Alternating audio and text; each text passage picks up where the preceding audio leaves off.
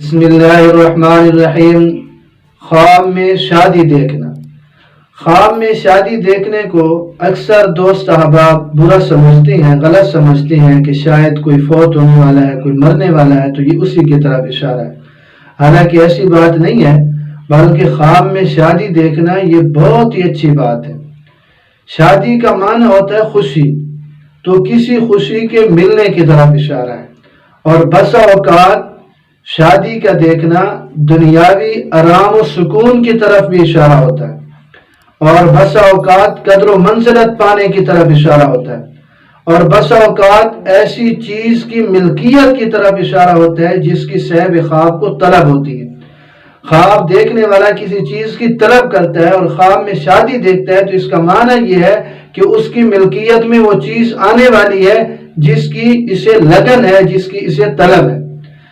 لیکن یہ اس وقت ہے کہ جب شادی سنت کے مطابق دیکھے، شریعت کے مطابق دیکھے، تو پھر یہ خیر و منفعت کی دلیل ہے، پھر یہ دنیاوی آرام و سکون کی طرف اشارہ ہے، پھر یہ خوشی کے ملنے کی طرف اشارہ ہے۔